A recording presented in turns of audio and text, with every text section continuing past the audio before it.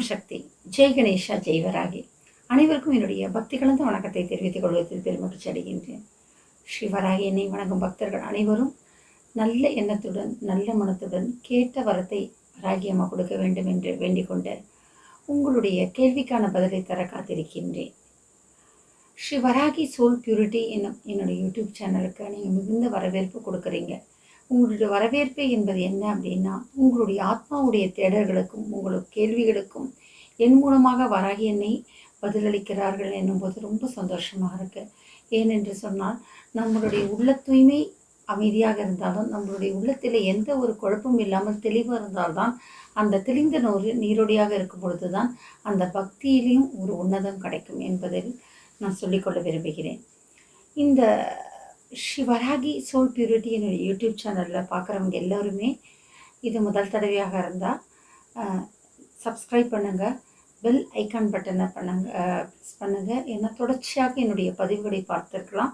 அதே போல் பார்த்தீங்கன்னா, நிறைய பேருக்கு இந்த யூடியூப்பில் எப்படி பார்க்குறதுன்னு தெரியல, ஒரே முறை பார்த்துட்டு உங்களுடைய தொலைபேசியை குறித்து வைத்து கொண்டு பார்க்கிறேன் அம்மான்னு சொல்கிறாங்க. அவங்களுக்காக இந்த பதிவு என்னவென்று சொன்னால், நீங்கள் ஸ்ரீ வராகி சோல் பியூரிட்டி இது மட்டும் இல்லை, எந்த யூடியூப் சேனல் நீங்கள் போனீங்கனாலும் அந்த சேனல் உங்களுக்கு பிடிச்சிருந்ததுன்னு சொன்னால் சப்ஸ்கிரைப் பண்ணுங்கள், பெல் ஐக்கான் பட்டன் அனுப்புங்க.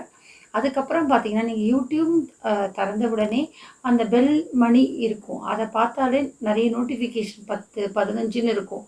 அதை ப்ரெஸ் பண்ணிங்கன்னா உங்களுக்கு என்ன தேவையோ அதை ஓப்பன் பண்ணி பார்க்கலாம். எந்த சேனலாக இருந்தாலும் நீங்கள் அதை செய்யலாம். அதே போல் எந்த சேனலாக இருந்தாலும் நீங்கள் சப்ஸ்கிரைப் பண்ணிட்டீங்கன்னா அதில் வீடியோஸ்னு இருக்கும், ப்ளே வீடியோஸ்னு இருக்கும், வீடியோஸ்னு இருக்கும்.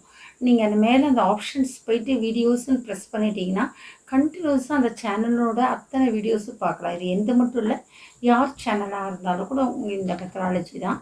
அதனால் என்னுடைய சேனல் நீங்கள் தொடர்ச்சியான பதிவுகள் பார்க்கணும், இதற்கு முந்தைய பதிவுகள் இனி ஒரு பதிவுகளை பார்க்கணும். ஏன்னா நிறைய கேள்விகள் தொலைபேசியில் கேட்குறீங்க, என்னோட பேசணும்னு ரொம்ப ஆசைப்படுறீங்க. எனக்கு ரொம்ப சந்தோஷம்தான்.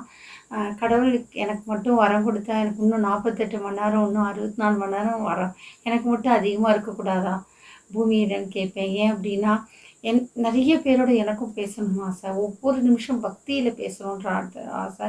வள்ளிமலையிலேருந்து பேசினாங்க வராகி அம்மா. பஞ்சமி அன்னைக்கு நீங்கள் ஆடி பலவ வருடம் ஆடி மாதம் 4வது வெள்ளி பஞ்சமி திதியில் நான் உங்களோட பேசிகிட்டு இருக்கேன்.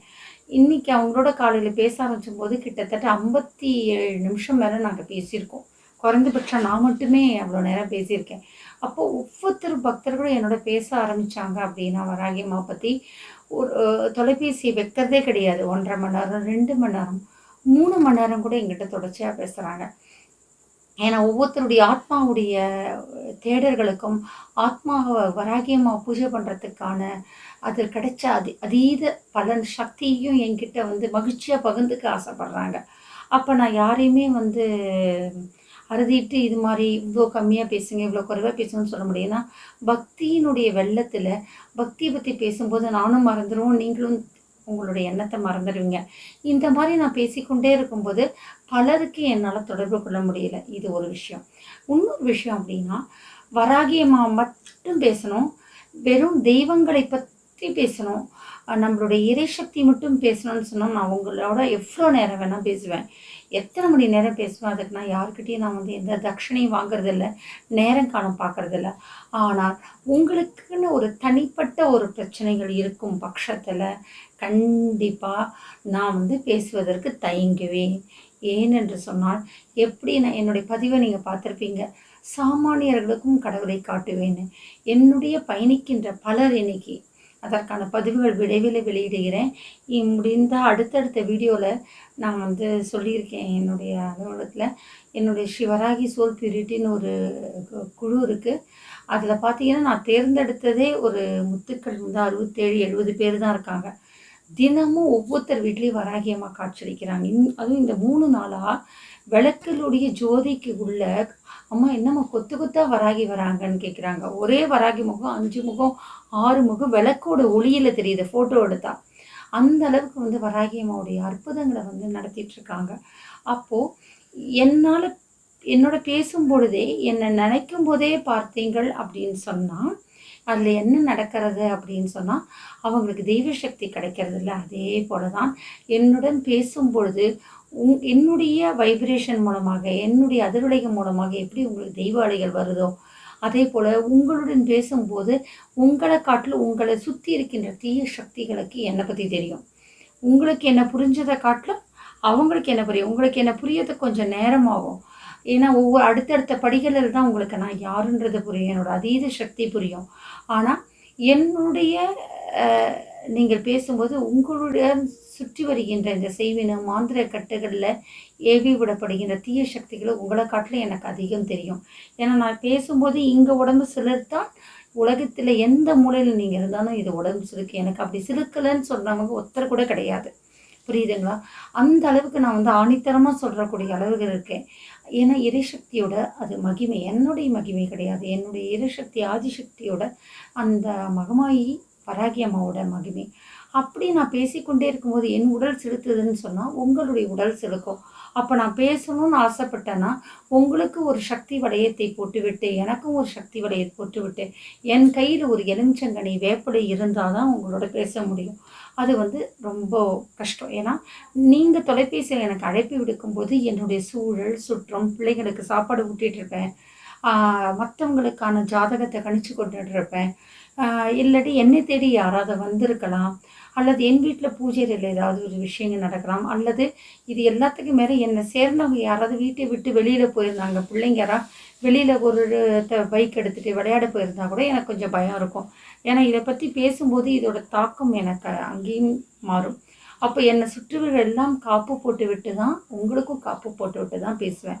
அந்த மாரி நேரத்தில தான் நான் என்னோட அலுவலகத்தில் உள்ளவங்களுக்கு கொடுத்த இன்ஸ்ட்ரக்ஷன் என்னன்னா, அப்பாயின்மெண்ட் வாங்கிட்டு பேசுங்க அப்படின்னு. அப்படி பேசும்போதே அந்த தட்சிணையில உங்களோடு வருகின்ற அந்த நேரத்தில என்ன தெய்வம் எனக்கு தெரியும். என்னிடம் வருகின்ற தெய்வம் யாருன்றது அப்ப தெரியும். என்கிட்ட ஒரு தெய்வம் இல்ல, பல தெய்வங்கள் வருவாங்க. அப்போ அந்த நேரத்தில வர கோள்கள் அமைப்புகள்ல நான் அதற்கான தட்சணைய வந்து நான் வந்து காணிக்கையை முடித்து விட்டு, உங்களுக்கான பிரச்சனைகளை தீர்க்கிறதுக்கு நான் ஆலோசனை வழங்கும்போது, அதற்கப்புறம் அந்தந்த காணிக்கையை செலுத்துவேன். இது எனக்கு ஒரு முறையா பண்றேன். அப்படி பண்ணும்பொழுது என்ன ஆகும்னா, என்னையும் பாதுகாக்க முடியும், உங்களையும் பாதுகாக்க முடியும். நான் சமையலறையில இருக்கும்பொழுது கிட்டத்தட்ட 12, 13 அழைப்புகள். அவங்களோட ரிங்டோன் வர வர என் உடம்ப வந்து பதப்ன்னு சொல்லுவாங்கல்ல, ஒரு மாரி பதபதைக்கிறது. ஏதோ ஒரு ஆவேசம் எனக்குள்ள வருது. ஒரு முறை, 2 முறை, 3 முறை மெசேஜ், டெக்ஸ்ட் வரும். அந்த text message sorry I will call you லேட்டர்ன்றத ப்ரெஸ் பண்ணிட்டு போனா கூட கன்டினியூஸா ஃபோன் பண்ணிட்டு இருக்காங்க. உடனே நான் வேண்டுறேன், அம்மா, செல்லி அம்மா, இந்த ஆத்மா யாரோ ஒரு சோல் என்னை வந்து ரொம்ப வேகமா தேடிட்டே இருக்காங்க. சீக்கிரம் என் கணவர் வந்து செல்லியம்மா கோயில்லேருந்து பூஜையிலேருந்து வரணும். அப்பதான் இந்த தொலைபேசி அழைப்பை அவர் எடுக்க முடியும். நான் எடுக்க ஆரம்பிச்சேன் அப்படின்னு சொன்னா, அதில் நல்ல விஷயங்கள் வரலாம், மாறான விஷயங்கள் வரலாம். பக்தி விஷயம் வரலாம், அல்லது அவர்களுடைய வேதனைகள், அழுகைகள், அவங்க அவங்க கஷ்டப்படுகின்ற தீய சக்திகளை பத்தி சொல்லலாம். அப்ப எனக்கு வந்து அதற்கான சூழல்ல நான் இருக்க மாட்டேன். அப்படின்றதுனால யார் இருந்தாலும் நான் வேற ஒருத்தங்கள வச்சு தான் ஃபோன் எடுக்க சொல்லிட்டு ஸ்பீக்கர் ஃபோன் போட சொல்வேன். எனக்கு அவங்களுடைய வாய்ஸை கேட்டாலே போதும். நீங்கள் அழைக்கிறீர்கள் என்று சொன்னால், உங்களுடைய குரலை வைத்தே சொல்லிவிடுவேன். இவங்களுக்கு உடனே அப்பாயின்மெண்ட் குடுத்துருங்க. இல்லாட்டி இவங்களுக்கு வந்து உடனே அப்பாயின்மெண்ட் குடுக்காதீங்க. ஒரு 15 நாள் கழிச்சு இந்தந்த முறைகளை பின்பற்றி விட்டு பண்ண சொல்லுங்க. இல்லாட்டி ஒரு தேங்காய் எலுமிச்சம்பழம் எனக்கு காணிக்கை போட்டுவிட்டு கூட கிட்டத்தட்ட 1 மாசம், 2 மாசம் கூட காத்திருப்பாங்க. ஏனென்று சொன்னா, நான் காலை முதல் இரவு வரை நான் வந்து ஒரு நாளைக்கு 10 பேர பார்க்கணும். அதுக்குள்ள அந்த 10 பேர்கிட்ட எவ்வளோ தூரம் பணம் சம்பாதிக்க முடியுன்றது கிடையாது. எனக்கு 10 பேரையும் மொத்தமே காணிக்க போட்டிருந்தானா, அந்த 10 பேருக்கு பதில் சொல்றதுக்கே, அவங்களுக்கு வாக்கு சொல்றதுக்கு எனக்கு 2 மாசம், 3 மாசம் கூட ஆகலாம். என் உடலில் என்றைக்கு சுவாமி வந்து இறங்குகிறாரோ 24 மணி நேரம் இருப்பாங்க. என்றைக்கு அந்த வாக்கு குடுக்குற அந்த அமைப்பு எனக்கு வருதோ அப்பதான் குடுப்பேன். இந்த ஆடி மாசத்துல பார்த்தீங்கன்னா, ஒரே ஒரு முறை ஒருத்தர் அம்மாவுக்கு குடுத்தேன். அப்பதான் எனக்கு திருத்தணி கோயில் பற்றியும், அந்த சப்தகன்னிகளும் அந்த அம்மா வந்து நான் ஆடி மாசம் நாகாத்தம்மன் சொன்னாங்க. உடனே நான் திருத்தணி கோயிலுக்கு போயிட்டேன். அதுக்கப்புறம் திருப்பியும் பார்த்தீங்கன்னா, ஒரு 3 பேருக்கு அப்பாயின்ட்மெண்ட் குடுத்தேன். யுஎஸ்ல இருக்கவங்க, இங்க 2 பேருக்கு. 3 பேரும் அஷ்டமி எதுமா எனக்கு வாக்கு குடுத்தேன். என்னடா ஆச்சரியம்! அஷ்டமி எதுமா நான் வாக்கு குடுக்குறேனேன்னு. ஆனா அந்த 3 பேருக்கும் அருகிலே காளியம்மா இருக்காங்க. ஈவன் யுஎஸ்ஏல கூட அவங்க இருக்கிற எல்லையில காளியம்மா இருக்காங்க. அந்த மாரி அமைப்பு வரும். அதே மாதிரி உங்கள் 3 நாளைக்கு முன்னாடி ஒருத்தங்களுக்கு கொடுத்தேன் நான். அந்த அம்மா வந்து 2.5 மாசமா நாங்கள் தேடிட்டுருக்கோம். நாங்கள் தேடும்போதெல்லாம் உங்களுக்கு ஃபோன் கிடைக்காது. அப்புறம் தான் எங்களுக்கு தெரியும் வாட்ஸ்அப் அழைப்பு வேற, இந்த அழைப்பு வேறன்னு. முந்தா நேத்து தான் அந்த அம்மாவுக்கு ராத்திரி 9:30 மணிக்கு நான் அப்பாயின்மெண்ட் கொடுத்தேன். எனக்கு வாக்கு அப்போ தான் வந்தது. ஏன்னா, நீங்கள் கேட்கின்ற கேள்விக்கான பதிலை நான் உட்கார்ந்த நேரத்தில் இருக்கின்ற பிரசன்ன ஜாதகம் எனக்கு காட்டிக் கொடுக்கும். அதற்கான அமைப்பு வர நேரத்தில தான் அம்மா என்னை இந்த அறையில உட்காத்தி வைப்பாங்க. இப்படி தான் என்னோட சூழல் போயின்ட்டுருக்கு. அதாவது என்னை பணத்தாலும் விலைக்கு வாங்க முடியாது. அதேபோல காணிக்கை இல்லைனாலும் சில விஷயங்கள் பார்க்க மாட்டேன். ஏனென்று சொன்னால், காணிக்கை வாங்காமல் பார்த்தா அதோட சக்தியை நானும் மாட்டிக்கொள்ள வேண்டி வரும். காணிக்கையை பார்க்கும்போது நான் 3வது மனுஷன் வரேன். ஏன்னா, ஆத்மார்த்தமா ஒருத்தரோட பழகினேன்னா, ஒருத்தரும் என்னை விட்டு போமாட்டாங்க. அதேமாரி அவங்க என்னை விட்டு போனா கூட என்னுடைய மனசு அவங்க விட்டு போகாது. அவர்கள் என்னை விட்டு சென்றிருக்கிறார்கள் என்று சொன்னால் ரொம்ப நல்லா இருக்காங்கன்னு அர்த்தம். அப்படி அவங்க வந்து என்னையே தேடிட்டு இருக்காங்கன்னா, அவங்க இன்னும் அடுத்தடுத்த படி முன்னேறிட்டு இருக்காங்கன்னு அர்த்தம். ஒரு காலகட்டத்தில குறைந்தபட்சம் 3லேருந்து 6 மாசம் அங்க லைஃப் நல்லா செட்டில் ஆயிடும். என்ன மறந்துருவாங்க. அப்போ ஒரு நாளைக்கு புதிதாக வருவீர்களுடையும் மணிக்கணக்காக பேசிக் கொண்டிருக்கிறேன். ஏற்கனவே என்னுடைய வாக்கு கேட்டவர்களிடம் பேசிக் கொண்டிருப்பேன். மற்றவங்கலாம் சொல்லுவாங்க, மலேசியாவில் இருக்க கிளைண்ட்ஸ்லாம் சொல்லுவாங்கம்மா, எனக்கு ஒரு ஜாதகத்தை 250 வெள்ளி வாங்குவாங்கம்மா. அன்றைக்கு தான் பலன் சொல்லியிருக்காங்க. 3 நாள் பொறுத்து ஒரு சந்தேகம் கேட்டேன்னு சொன்னால் அவங்க எடுக்கவே மாட்டாங்க. திருப்பி ஒரு அப்பாயின்மெண்ட் வாங்குங்கன்னு சொல்லுவாங்க. ஆனால் நீங்கள் தொடர்ச்சியா என்னோட 7 மாதம் 1 வருஷம் பயணிக்கிறீங்களேன்னு சொல்லுவாங்க. முதல் முறை வாக்கு கேட்கறது மட்டும்தான் ரொம்ப கஷ்டம் உங்களுக்கு. ஏன்னா உங்களுக்கு இருக்கின்ற கால நேரங்கள் தடுக்கும். அப்போது என் அலுவலகத்தில் இருக்கவங்களே சொல்லிடுவாங்க, ஒரு தேங்காய் எடுத்து வைங்க, ஒரு எலுமிச்சம்பழம் எடுத்து வைங்க. என்னிடம் வாக்கு கேட்ட பிறகு நீங்கள் சுரக்காய் உடைச்சிடணும். அந்த அளவுக்கு வந்து கணபதியோட அருளோட தான் நான் வாக்கு வரும், தடையாக தான் அந்த மாதிரி சூழல். ஆனால் ஒரு முறை வாக்கு கேட்டு விட்டாலே அதுக்கப்புறம் வாட்ஸ்அப் அழைப்பின் மூலமாகவோ தொலைபேசியின் மூலமாகவோ உங்களுடைய கேள்விக்கான பதிலை நீங்கள் வாழ்க்கை நல்லா இருக்கும் வரைக்கும் தொடர்ந்து சொல்லிகிட்டே இருப்பேன்.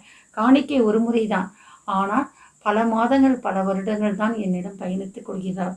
அந்த மாதிரி ஒரு சுபாவத்தில் நான் செல்வதன் காரணமாகத்தான் என்னால் எல்லோரோடையும் பயணிக்க முடியவில்லை. ஏன்னா ஒவ்வொருத்தரோடையும் பயணிக்கின்ற காலகட்டத்தில் 1/2 மணி நேரம் முடிச்சுடுதா அடுத்தது, 1 மணி நேரம் முடிஞ்சுதா அடுத்ததுன்றது கிடையாது. அவர்கள் ஆத்மாவும் என்னுடைய ஆத்மாவும் அந்த பேச்சுக்களில் அமைதியாகி விட்டு தெளிவு கிடைத்த பிறகுதான் என்னுடைய தொலைபேசி அழைப்புகள் நிறுத்தப்படும். இந்த அளவுக்கு நான் பயணிக்கிறது காரணமாக தான் தொடர்ந்து என்னால் பலருடன் பேச முடியவில்லை. அதே போல் தேவை கருதினால் மட்டும்தான் சிலருடைய அழைப்புகள் அந்த தட்சணையுடன் கூடிய அப்பாயின்மெண்ட்டுன்னு சொல்லக்கூடிய வருவாங்க. ஏன்னா அந்த அப்பாயின்மெண்ட் வந்துட்டா கூட குறைந்தபட்சம் 3 மணி நேரத்துக்கு குறைஞ்சு நான் யாரோடையும் பேசினதில்லை. அவங்க 3 மணி நேரம் நான் பேசுவதை காட்டிலும் அவர்களுடைய உள்ளார்ந்த அந்த அனுபவங்களையும் வேதனைகளையும் கொடுத்துட்டு நான் தீர்வு கொடுக்கறதுக்கு கிட்டத்தட்ட 3 மணி நேரம் ஆகும். கிட்டத்தட்ட ஒரு சைக்கலாஜிக்கல் கவுன்சிலிங்காக தான் அம்மா அருளோடு தான்